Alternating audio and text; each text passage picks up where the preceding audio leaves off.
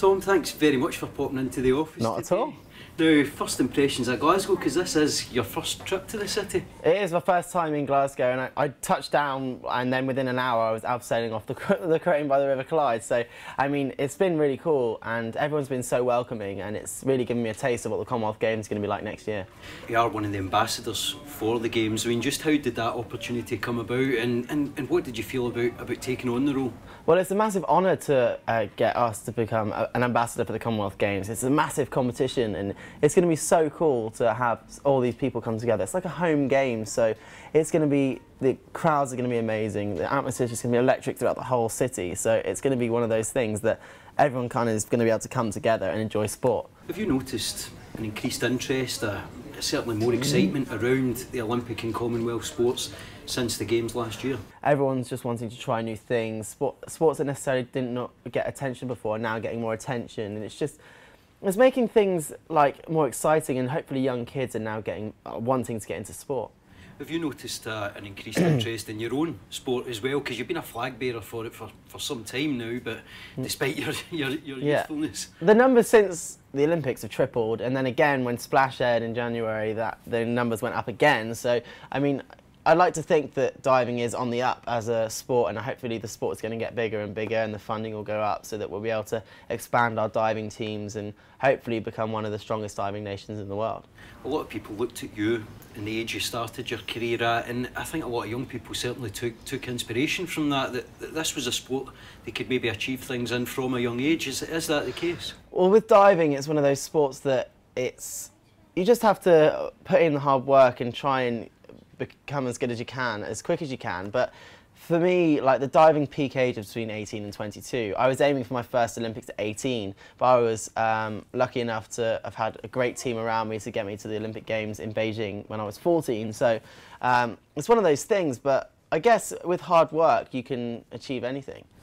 You ever afraid of getting burnt out starting from that young an age? You know, will the passion fade at some point? Is that a fear for you? Well, as soon as the passion fades for diving, that's when I finish diving, for me, because I don't see any point in doing it if I don't like it anymore. But at the moment, I'm still loving it, and with Commonwealth Games next year and the Rio 2016, there's so many exciting things leading up in the future, so I can't wait. You're quite pleased that you've been able to maintain your focus as well, given that you've got so many interests away from the sport now. You mentioned the show Splash that you're doing as well.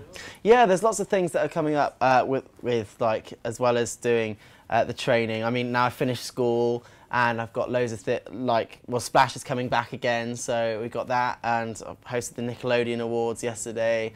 So there's so many things that are going on, but I love doing it. I mean, diving is always the #1 priority for me, but doing the other things along the side, they're quite nice distractions away from it, just for me to be able to have different focuses, because if you're just thinking about diving all the time, that's when, like you said, you start getting burnt out and you start losing passion for it. So if you've got other things to do at the same time, it makes it easier. Were you surprised by how well the show did when it went on the telly? At first there was a bit of a strange reaction to it, but it just took off. Yeah, Splash, like after the first episode, the reviews were a bit like, you know, like, oh no, kind of thing. But then and everyone seemed to come back for the next week to see what it was about if people hadn't seen it before, and then the people that liked it kept watching it, and the ratings kept going up. Now, just returning to these Commonwealth Games in Glasgow, what sports are you particularly looking forward to? Is there any that you watch aside from your own, obviously?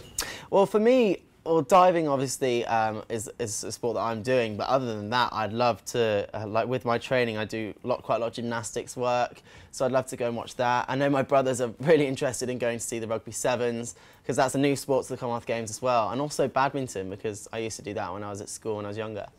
It's going to be a big event for the city. There's going to be a long-lasting legacy from this. I mean, given that you had such close experience with the London Games, how big an impact is this going to have on the city for the future? I think the Commonwealth Games are going to have a massive impact on Glasgow, because I don't think anyone can anticipate what it's going to be like, but I know that like from the experience I've had of different games, and it brings the city and the whole country together, and it gets everyone behind all of the athletes, and it's just something that people will remember for a very long time.